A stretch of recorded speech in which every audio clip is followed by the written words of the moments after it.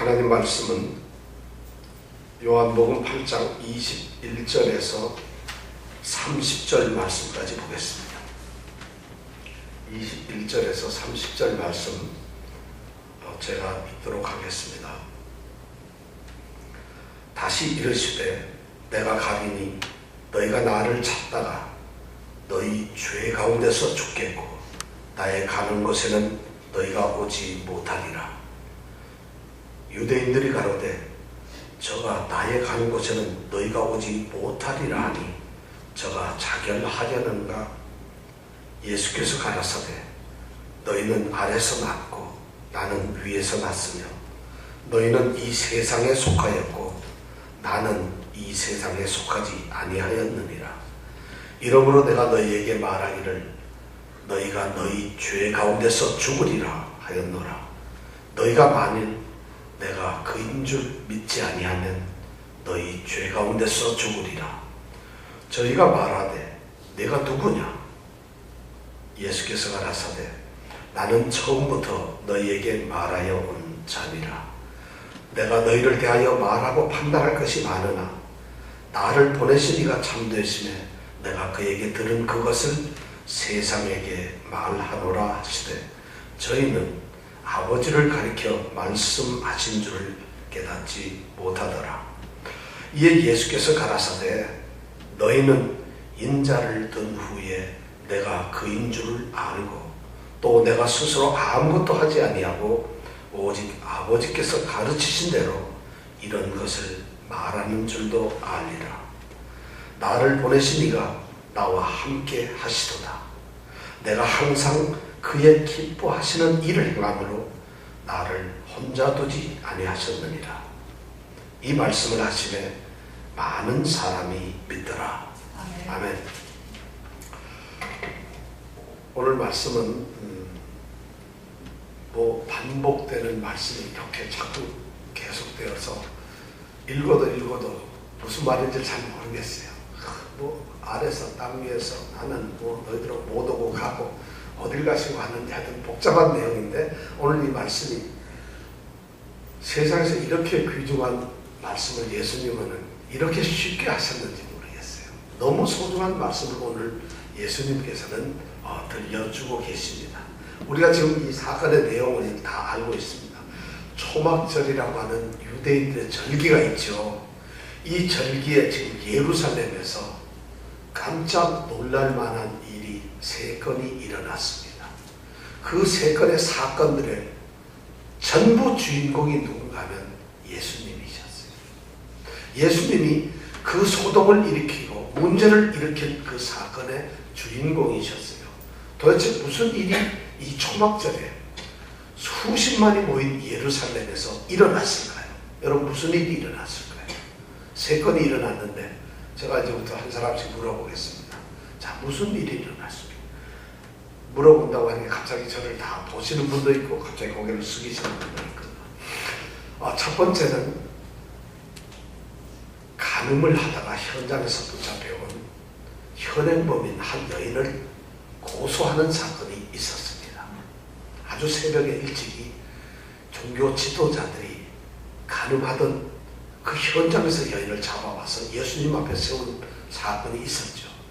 그때 예수님께서 그들이 주장하는 대로 이 여인이 모세의 율법을 어기고 간음을 했는데 이런 사람은 모세가 돌을 들어서 쳐서 죽이라고 했는데 어떻게 할까요? 그때 예수님이 하신 정말 세계에 아주 명언이 있으시죠. 그 말씀 뭐죠?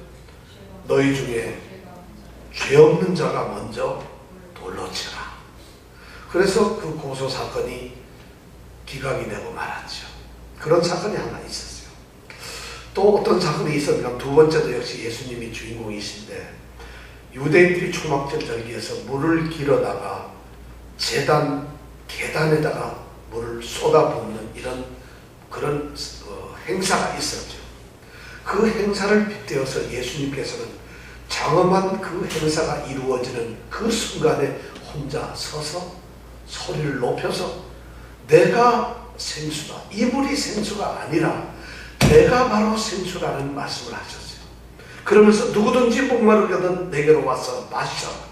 나를 믿는 자는 성경의 이름과 같이 그 배에서 생수의 강이 흘러나리라. 이런 말씀을 하셨어요. 사람들이 얼마나 깜짝 놀랐는지, 이 말씀이 무슨 뜻인지는 당연히 못 알아들었지만 그 놀람, 충격을 한번 생각해 보면 초막절의 큰 사건 중에 하나였습니다. 그리고 마지막 사건은 우리가 지난주에 생각했죠. 뭐였죠? 성전의 등불을 밝히는 이 점화식이죠. 그때 예수님께서 그 점화식을 통해서 온 예루살렘이 환하게 밝혀지는 순간에 예수님은 또 소리치면서 말씀하셨죠. 뭐라고요? 나는 세상의 빛이다. 자신이 또 빛이라고. 이런 빛이 참 빛이 아니고 내가 참 빛이다.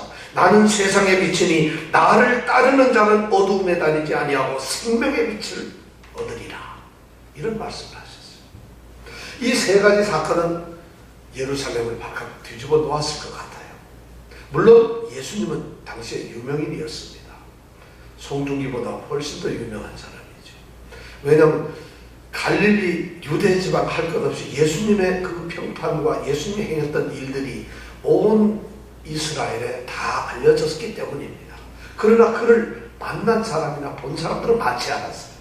그런데 그 예수님께서 초막절에 지금 예루살렘에 와서 계시는 거예요.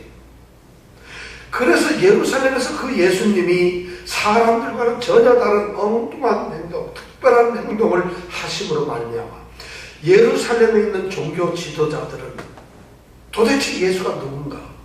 이제 자기네들이 소문으로만 듣던 예수, 그 예수를 직접 보면서 그 예수가 도대체 누구인가를 굉장히 궁금했어요.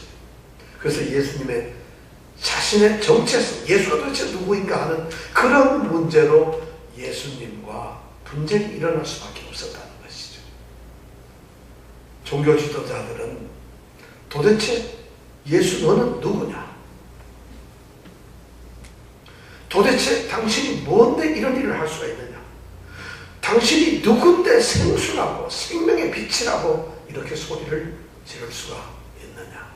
이것이 그들의 궁금증이고 그들의 사실 불편한 그런 사실이었던 것입니다.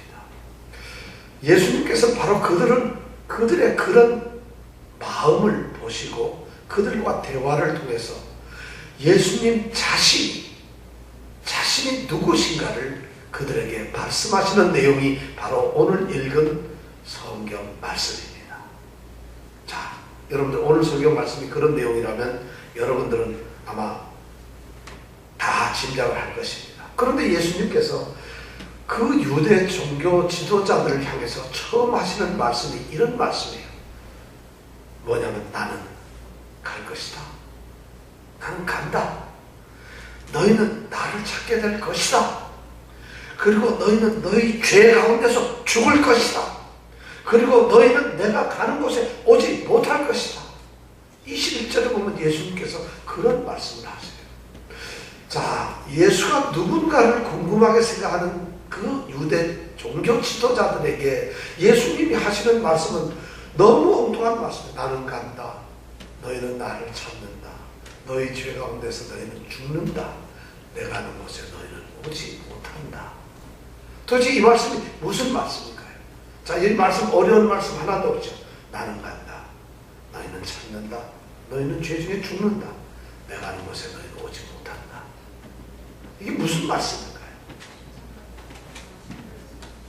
네. 우리는 진짜 눈치가 빠르면 대략 이걸 갖다가 반은 먹고 들어가죠.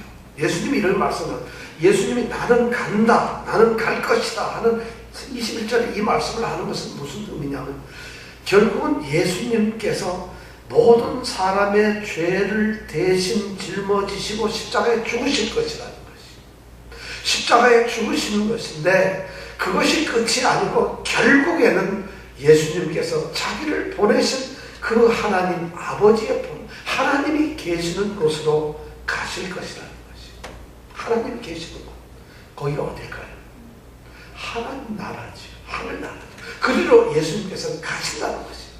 예수님이 떠나고 나면은 이 많은 많은 사람들, 예수를 반대했고 거부했고 예수를 배척했던 이 유대인들, 많은 사람들이 예수를 찾게 될 것이다.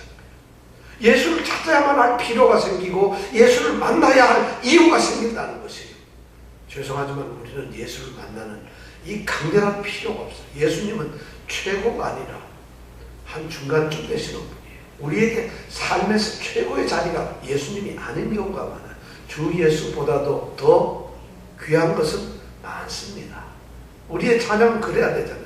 세상 자랑도 세상 명예도 나의 행복도 주 예수보다 더 나의 마음을 뺏지 못한다. 천만의 말씀이에요. 예수님은 우리의 행복을 조금 더 뺏어가지 못해요. 우리의 명예를, 우리의 기쁨을 뺏어갈 수 없는 분이에요. 그런데 예수님께서는 사실 그런 분이 아니시거든요. 그러니까 예수를 거부하고 반대했던 사람들이 예수를 찾게 된 것이에요. 왜냐하면 예수님이 주시는 무엇인가를 그들은 찾고 싶어했을 거라고요. 그런데 예수님은 떠나고 안 계세요. 그러니까 그 사람은 어떻게 될 거예요? 그들의 불신앙 때문에, 예수를 거부하고 배척했던 그들의 그 신앙 없는 것 때문에 그들은 그들의 죄 가운데서, 그들이 짊어질 죄 가운데서 죽게 됩니다. 죄 때문에 죽는다는 거죠. 아무도 구원을 받지 못하고 생명이신 영생의 그 샘물이시며 생수의 강이시며 세상의 빛이신 그분이 주시는 영원한 생명의 그 선물을 받을 수가 없다. 그러니까 그분들은 불신앙 가운데서 죽고 만. 여러분, 신앙 없는 것이 얼마나 무서운지 몰라요. 예수님이 지금 그 말씀을 하고 계십니다. 불신앙 때문에 너희들은 너희 죄 가운데서 전부 죽을 것이다. 너희들은 멸망될 것, 죽을 것이다. 그런데 내가 가는 곳에 올 수가 없다는 거지. 당연하죠. 거기는 하나님이 계시는 곳이죠. 거기는 예수님이 계시는 곳이죠. 거기는 하나님이 지배하시는 하나님의 나라의 천국이에요. 천국에 어떻게 불신자들이 갈 수 있나요? 예수를 믿지 않고 예수를 반대했던 사람들이 어떻게 갈 수 있을까요? 그러니까 예수님은 너희는 내가 가는 곳에 올 수가 없다. 누가 갈 수 있나요?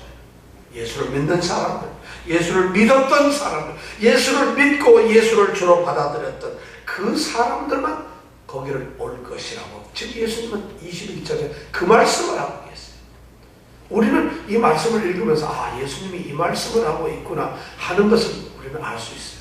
그런데 놀랍게도 영적으로 무지한 영적 소경이 되어버린 이 유대인들은 예수님이 지금 이런 말씀을 하는데 도대체 무슨 말인지를 알아들을 수가 없습니다.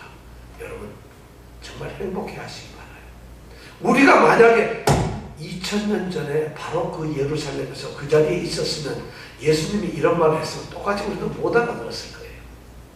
그런데 우리는 2000년 뒤에 오늘날 성경도 있고 설교도 듣고 뭐 많이 이 종교, 이 기독교에 대한 지식을 좀 받아서 아, 예수님이 십자가에 죽었대요. 우리 죄를 위해서 죽었대요. 이런 걸 다 알잖아요. 그러니까 이 말 딱 들으면 그래도 비슷하게 얼기설기 흉내라도 낼 수가 있어요. 그런데 이 유대인들이 어떻게 알 수 있었어요? 이런 진리를 알 수 있는 것은 성령께서 그 마음을 열어주시지 않으면 알 수가 없어요. 하나님께서 은혜로 그 마음을 열어주셔서 너는 내가 선택한 사람, 나의 자녀다. 그런 사람들만 이 말씀을 알아들을 수가 있어요.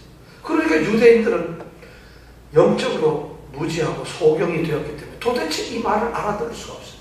그래서 그들이 갈 수가 없다 그러니까 갈 수가 없어. 우리가 자기가 어딜 가는데 갈 수가 없어. 7장 37절에도 예수님 그런 말씀하셨죠. 자신이 가는 곳에 오지 못한다 하니까 유대인들이 어떻게 생각했어요? 아, 예수님이 이방인 나라로 가시는 거구나. 그래서 이방 세계로 가니까 우리 같은 정통한 이 유대인들이 어떻게 거기를 갈 수가 있느냐. 그래서 못 온다는 얘기로구나. 이렇게 오해를 했는데 이번에는 그 오해가 더 진보 발전을 해가지고 엉뚱한 짓을 예수님이 혹시 자살을 하는 것이 아닌가?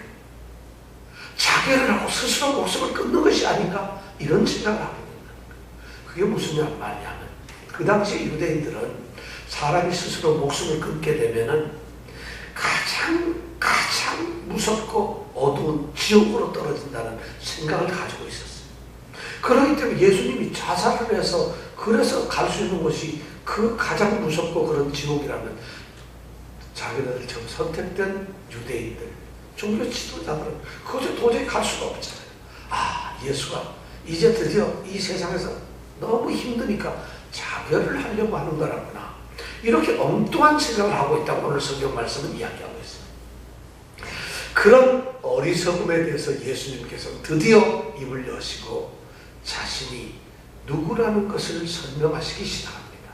그런데 그 말씀조차도 무척 어렵습니다. 예수님이 23절과 24절에서 예수님은 자신을 설명을 합니다. 23절, 24절 다 같이 한번 읽어볼까요? 시작. 예수께서 가라사대 너희는 나를 찾았고 나는 이에서 왔으며 너희는 이 세상에 속하였고 나는 이 세상에 속하지 아니하였느니라. 이러므로 내가 너희에게 말하기를 너희가 너희 죄 가운데 주정하리라 하라. 너희가 만일 내가 그 이유를 듣지 아니하면 너희 죄 가운데서 죽으리라. 예수님은 자신을 이야기하면서 예수님 자신과 유대인들, 아니 예수님 자신과 이 세상의 사람들이 서로 전혀 다르다는 것을 예수님은 말씀을 하세요. 그러시면서 자신을 뭐라 하냐면 자신은 신적인 신분을 가지고 있는 분이다. 위에서 오셨다. 하나님께로부터 왔다는 것이에요. 그래서 자기는 사람들과는 좀 다른 하나님이라는 사실을 지금 밝히고 있습니다. 나는 위에서 왔고 이 세상에 속하지 않았다는 것을 예수님은 말씀합니다. 위에서 났다는 얘기는 하늘로부터 오셨다는 것이에요. 그래서 하나님으로부터 오신 분이에요. 그래서 하나님께로부터 왔기 때문에 돌아가는 곳이 하나님께로 돌아간다는 것이에요. 자신이 온 이 기원이 출신이 바로 하나님 위라는 것이에요. 이 세상 사람들은 어디서부터 왔을까요? 이정은 집사님은 전남 장흥에서 오셨어요. 그렇잖아요. 우리 정구목 권사님은 이북에서 오셨어요. 다 출신이 달라요. 예수님께서는 자신은 하늘에서 오셨다.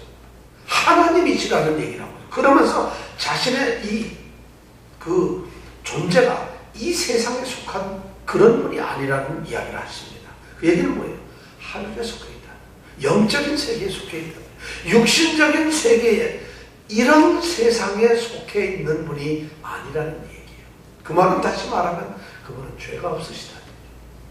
그분은 영적이신 분이고 그분은 죄가 없기 때문에 죽지도 않으시는 영원하신 하나님이시라는 것을 말씀하고 있어요. 그런데 예수님은 그런 분이신데 사람들은 어떠냐? 사람들은 아래서 났어요. 바로 이 세상 출신이고 이 세상에 속해 있습니다. 그래서 이 세상에 육신적인 생각을 하고 삽니다. 그리고 세상의 모든 가치들이 우리를 지배하고 있습니다.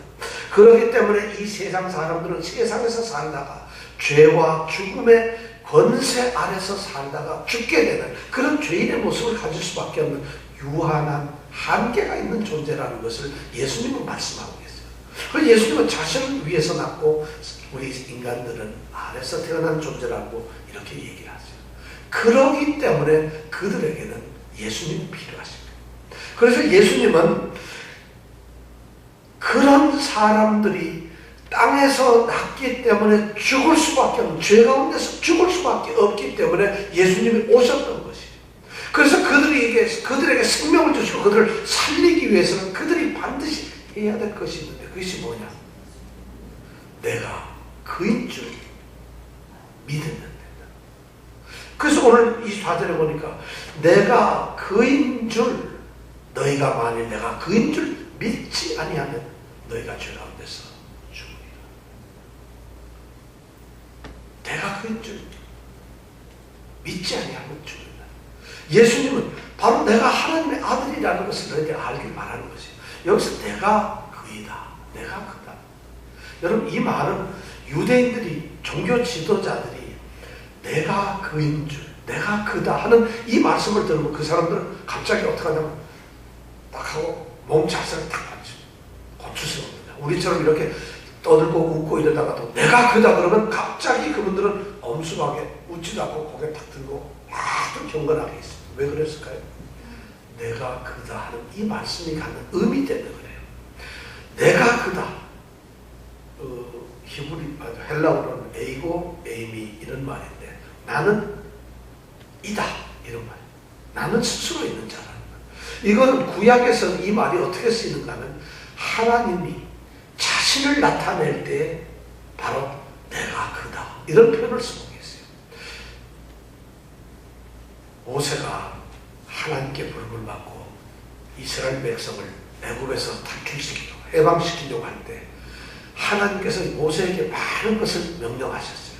그러니까 모세가 하나님께 묻습니다. 하나님, 내가 이것을 이스라엘 백성들에게 가서 이대로 하려고 하면은 네가 도대체 뭐냐?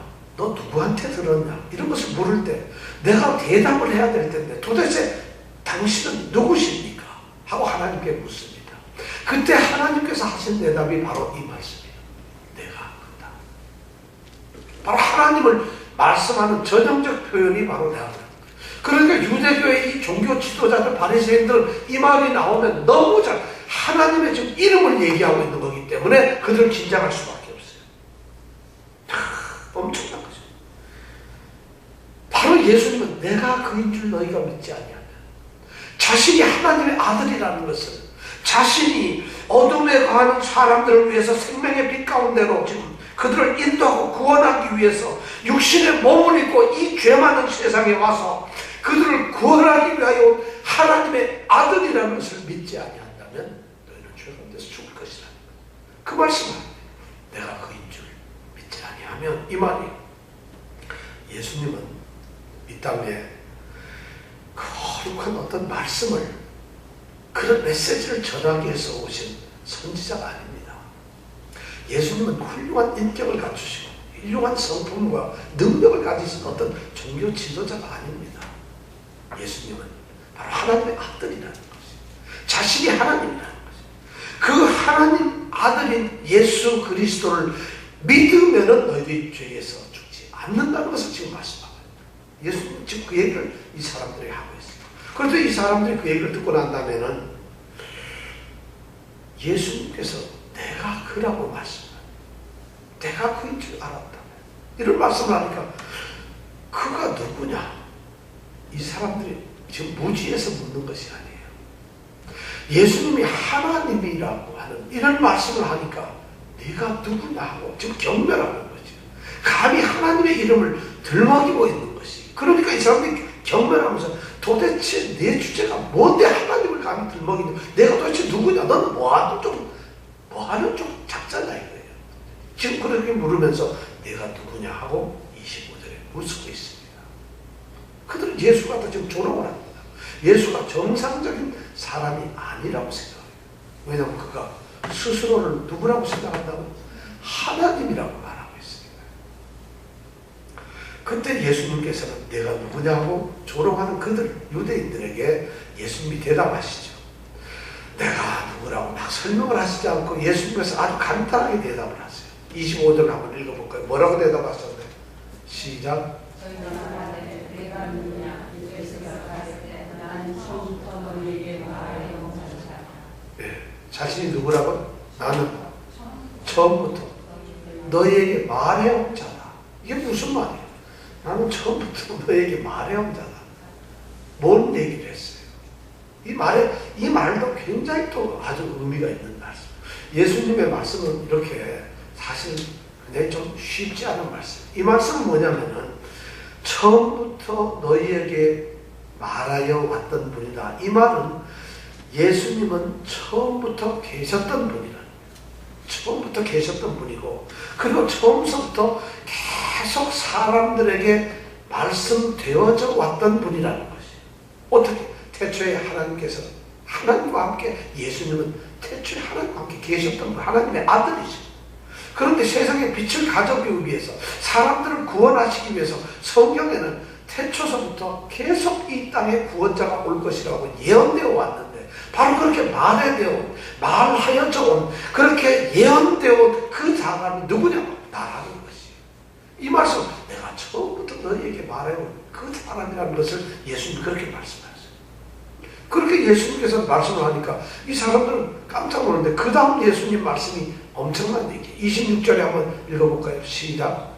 내가 너를 위하여 말하고 나를 말씀하나 나를 위해 네가 당신이 예, 예수님께서 지금 뭐라고 얘기냐면 내가 너희에 대해서 말하고 판단할 것이 너무 많다. 그런데 갑자기 하나님은 참되시다. 나를 보내신 분은 참되시다. 그리고 내가 그에게서 들은 것을 나는 세상에 전한다. 이렇게 지금 말하고 계십니다. 자, 이 말씀이 무슨 말? 예수님 갑자기 처음부터 너희에게 말하여 온자라고 얘기를 하시면서 이런 말씀을 던지고 계세요. 이게 이래서 이 말씀을 가만히 들어보면 어려운 것 같아요. 근데 예수님은 이런 말씀을 지금 하고 있는 거예요. 나는 처음부터 있었던 하나님과 같이 있었던 하나님이다. 그리고 나는 세상에 메시아가 올 것이라고 예언되었는데 쭉 말해져 왔던 그 메시아다.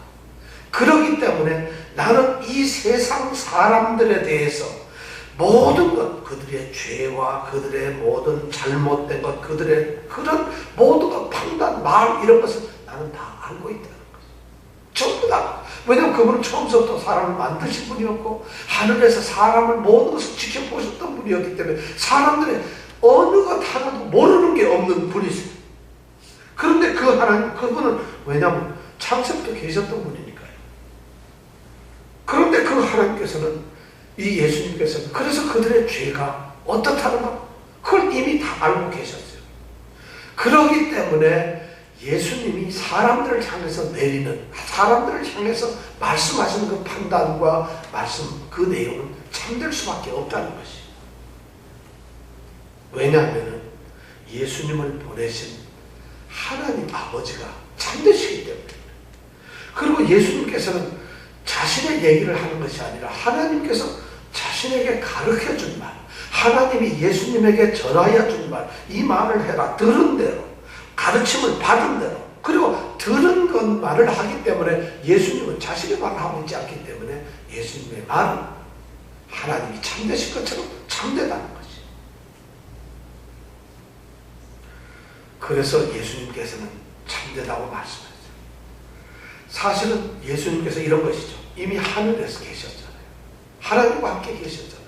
그러니까 하늘에 계셨으니까 하나님으로부터 모든 세상의 일들을 다 듣고 계시고 말씀을 나누신 분이에요. 그리고 창세전부터 하나님과 함께 쭉 계셨고 인간들에 대해서 구원의 계획도 세우셨고 그들을 구원하실 뜻을 가지고 계셨고 그들의 잘못을 이미 어떻게 하면 구원하실 건가 하는 그런 내용들을 하나님 성부와 성자는 서로 다 알고 계셨다는 거죠.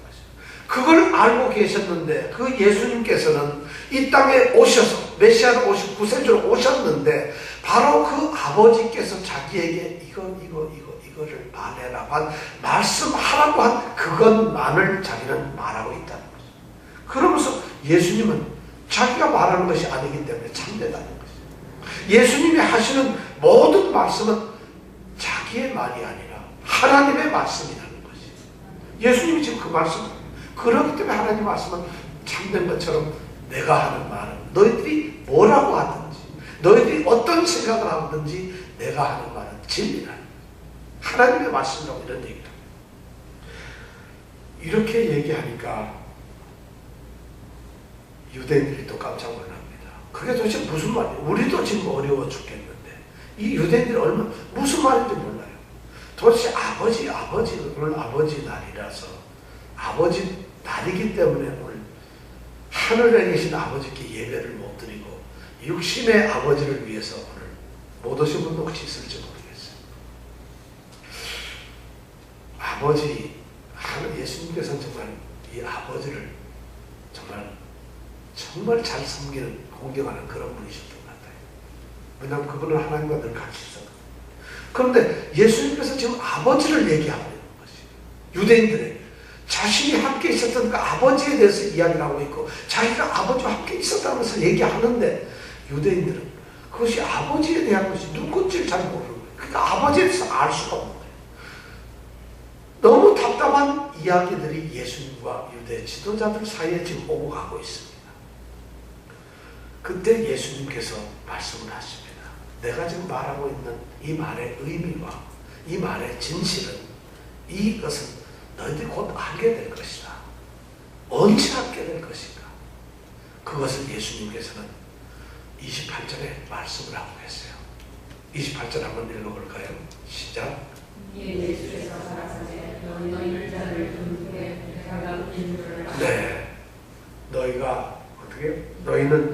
인자를 든 후에 내가 그인 줄을 알게. 예수님을 알 수 있는 너희들이 지금은 아무리 들어도 모른다. 내가 뭔지 모르지만 너희들이 나를 알 수가 있는 것이 있다. 그 때가 있고 그 사건이 있는데 그 때가 사건이 언제냐면 예수님께서 인자가 들려야 할 때다. 인자는 누구예요? 인자. 인자는 영자의 언니 인자가 아니고 인자는 사람, 인자의 아들 자자. 그래서 사람의 아들이다.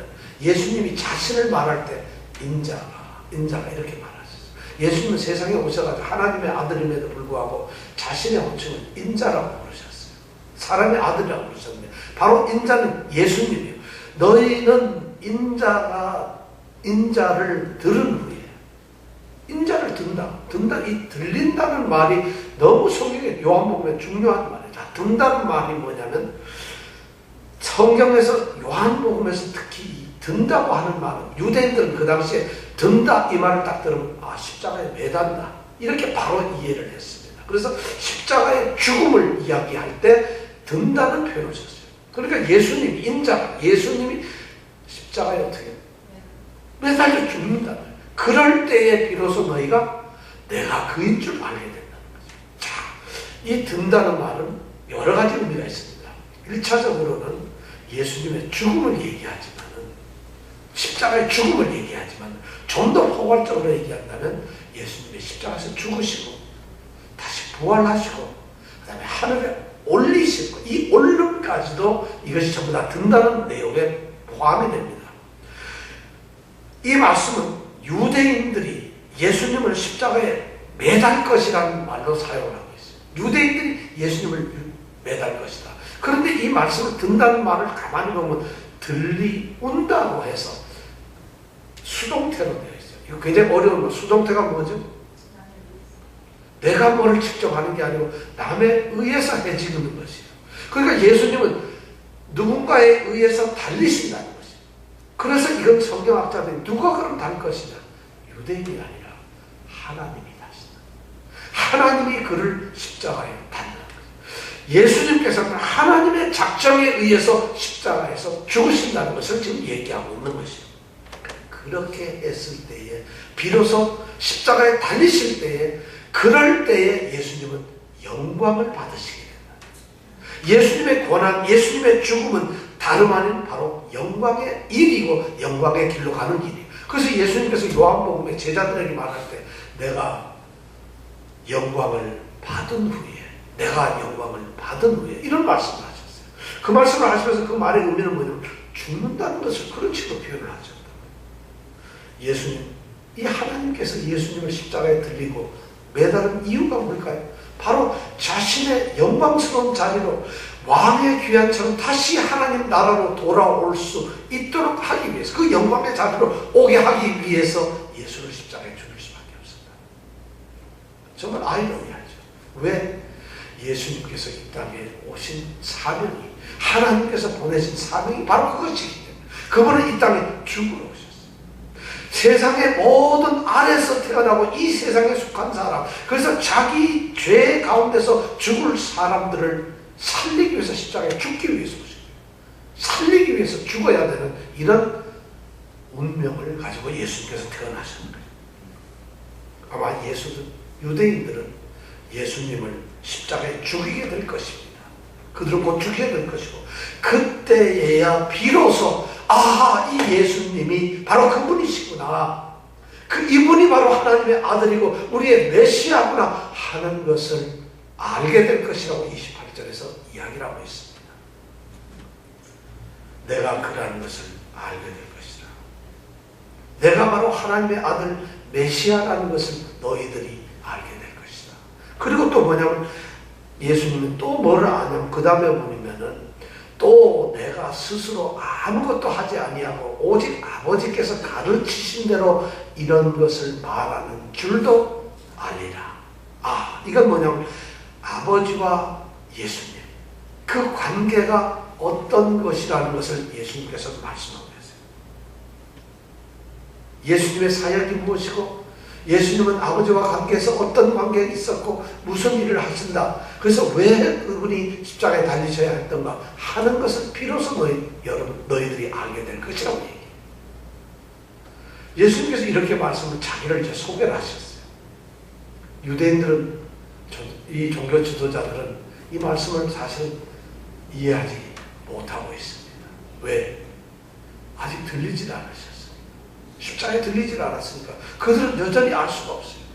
십자가가 아니면 우리는 아무것도 알 수가 없어요. 십자가라는 것은 이 하나님께서 하나님의 뜻을 드러내고 예수를 통해서 하나님의 구원 계획을 드러낸 최고의 마지막 순간이 바로 십자가예요. 십자가는 최고의 계시의 장소예요. 십자가가 아니면 우리는 아무것도 알 수 없어요. 바로 예수님께서 그걸 말씀을 하고 계십니다. 그러면서 예수님은 그러한 진리를 유대인들에게 말씀하시고 난 다음에 이제 결론적으로 29절에 보니까 엄청난 말씀을 하세요. 29절 한번 읽어볼까요? 같이 시작. 나를 보내신 이가 나와 함께 하시도다. 내가 항상 그의 기뻐하시는 일을 행하고 나를 혼자 두지 아니하시느니라. 네. 예수님께서는 오직 아버지께서 가르치신 대로만 말씀을 하셨습니다. 예수님은 그들에게 말을 합니다. 나는 내 마음대로 한 적이 없다. 나는 내가 생각하고 내가 생각했고 내가 좋아하고 내가 기뻐하고 그리고 내가 계획했던 일을 나는 한 번도 말하거나 한 적이 없다. 나는 오직 나를 보내신 아버지의 뜻을 따른다. 예수님의 첫 번째 생각이 그것이었어요. 예수님의 삶은 전적으로 아버지 하나님에 대한 헌신적이고 순종적이고 무조건 복종적인 그런 삶을 예수님은 사셨다고 자신을 고백합니다. 여러분, 아버지 날에는 아버지 노릇을 어떻게 잘할까가 아니라 아버지 날에는 아버지를 어떻게 잘 섬길까를 생각해야 돼요. 여러분, 이 땅에 육신의 아버지도 잘 섬겨야 되지만 하늘에 계신 우리의 영원한 생명을 주신 영원한 아버지 하나님을 여러분 어떻게 섬겨야 될까요? 지금 예수님께서 그 말씀을 하고 있어요. 나는 내 마음대로 한 적이 없어. 내 생각대로 내 자의적으로 한 적이 없어. 아버지께서 들은 대로 가르침을 받은 그대로 나는 그것만을 말하고 행했을 뿐이야. 그것이 아버지의 뜻이었으니까. 예수님은 전적인 순종의 삶을 사셨다고 말씀을 하죠. 그리고 예수님은 또 너무 어떤 말입니다. 나는 혼자 있지 않았다. 혼자 있지 않았다. 예수님은 하나님과 아버지와 같이 있었던 거예요. 혼자 있어요. 아버지께서 늘 함께 하셨다고 지금 말씀을 하죠. 아버지는, 그 하나님은 왜 예수님과 함께 하셨을까요? 왜 늘 함께 혼자 놔두지 않고 예수님과 함께 하셨을까요? 아들이라서, 같은 하나님이라서. 예수님은 그 이유를 오늘 29절에 보니까 써놓고 계세요. 말씀하고 계세요. 왜냐하면 내가 항상 그의 기뻐하시는 일을 행하기 때문에. 하나님, 나를 보내신 아버지께서 기뻐하시는 일이 무엇인가를 생각하고 아버지가 아버지를 만족해하는 일, 아버지가 즐거워하는 일, 아버지께서 가장 원하시는 일, 그 일만을 하기 때문에. 그러니까 이 하나님 아버지께서는 예수님과 함께 있었다. 예수님 그 삶은 하나님 아버지의 만족을 위해서 사는 삶이었다는 거지. 아버지가 만족하는 그걸 위해서 자기의 전 삶을 살아가는 거지. 아버지의 뜻을 향하며 살았죠. 예수님의 기쁨은 아버지를 기쁘게 하는 것이었어요. 예수님의 가장 큰 기쁨은 아버지의 행복, 아버지의 기쁨, 아버지의 만족을 드리는 그것이 바로 예수님은 자신의 기쁨이라고 오늘 이렇게 고백을 하고 있어요. 그래서 그 아버지는 함께 계셨다고 말합니다. 바로 우리의 믿음의 모습이 바로 이래야 된다는 거죠. 아버지를 기쁘게 한다는 거예요. 여러분, 우리 믿음이 내가 기뻐지고 내가 좋아지고 내가 행복해지고 내가 건강해지고 내가 부자가 되고 내가 뭐가 승진이 되고 내가 좋아지는 이것이 믿음이 아니라 아버지가 기뻐요. 그때 어떻게? 아버지는 나와 함께 계시고 나를 혼자 두시지 않습니다. 아버지의 기뻐하시는 일을. 이것이 예수님께서 지금 말씀을 하고 있는 것이다. 예수님은 지금 그런 자신의 삶을 이야기하고 있습니다. 미국에 피켓이라고 하는 어떤 목사님이 있는데 이분이 설교한 이 예화 중에 이런 얘기가 있습니다. 피켓이라고 하는 목사님인데 하루는 그 교회의 이 여전도 회장님이 이 피켓 목사님을 찾아오셨어요. 그리고는 목사님에게 말씀을 합니다. 목사님, 다음 주일 광고 좀 하나 해주세요. 뭐냐면은 이제 우리 여전도에서 무슨 이웃을 위해서 사랑을 베풀려는 좋은 일을 하려고 하는데 저희들이 돈이 좀 모자라서 빈병이나 배품이나 휴폐지 이런 것을 좀 모아가지고 그것을 팔아서 돈을 만들어가지고 그래서 이웃을 사랑하고 교회를 위해서 예수님을 위해서 일을 하고 싶습니다. 그래서 다음 주에 광고를 좀 해주세요. 이렇게 목사님께 말을 했습니다. 그때 예수님 목사님이 그 말씀을 가만히 듣고 계시더니만 허락을 하지 않으시는 거예요. 그러면서 하시는 말씀이 뭔가 하면 하나님께 바치는 것은 자기에게 있는 최상의 것으로 먼저 바치는 것이지 배품 팔아서 하나님 일하는 것 아닙니다. 이렇게 말씀하는 거예요, 목사님이. 그러니까 이 여전도에 깜짝 놀라가지고 목사님 그게 아니고요. 하나님 일을 하는데 돈이 조금 모자라거든요. 그래서 그런 건데 좀 광고를 해주세요. 돈이 좀 모자라서 그럽니다. 그래서 이렇게 모아서 이렇게 하렵니다. 그래서 목사님이 그래요? 그럼 알았습니다. 하고 그 다음 주날 목사님이 광고를 합니다. 근데 광고를 어떻게 하냐면 이렇게 합니다. 여러분 집에 있는 빈병, 폐품, 헌옷 전부 가져오십시오. 그것을 모아서 팔아서 우리 여전도회에서 일을 한다고 합니다. 우리 여전도 회장이 자기 얼굴 좀 드러내려고 그리고 일을 합니다. 그리고 여전도 회장이 그거 팔아서 돈 좀 생기면 돈 좀 쓰려고 지금 그런다고 합니다. 하고 광고를 한 거예요. 광고가 끝나고 나니까 예배가 끝나니까 여전도 회장이 어떻게 됐겠어요? 너무 화가 나서 막 화가 나서 길게 뛰면서 목사님한테 씩씩거리면서 목사님 아니 도대체 나를 어떻게 보고 그따위 소리를 하는 거예요? 어떻게 그런 말씀을 할 수 있어요? 내가 거짓가요? 창피하고 내가 자존심도 없는 줄 알았어요. 내 교회 못 다니겠어 이래가지고 어떻게 그렇게 말씀할 수 있어요? 그러자 목사님이 정색을 하시고 말씀을 합니다. 회장님, 빈병과 배품 팔아서 모은 돈으로 회장님이 쓰시면 창피하고 자존심 상하고 하나님이 쓰시면 괜찮다는 말입니까? 하나님은 그런 자존심도 없는 분이신가요? 이 여전도 회장이 그 말 듣고 나니까 어때요? 여러분 같으면 어때요? 네, 잘못했습니까? 이럴까요? 천만에 맞아요. 뭔 소리 하는 거예요? 우리가 어디 배분 모아서 내 잘 먹자고 한 게 아니잖아요. 목사님은 꼭 맥혔어. 그리고 이제 투덜대고 갔습니다. 물론 배분 모아서 물밀하는 것이 나쁜 거 아니죠. 목사님의 의미는 전혀 다른 데 있었던 거죠. 그런데 이 집사님이 화가 나가지고 투덜대고 집에 갔어요.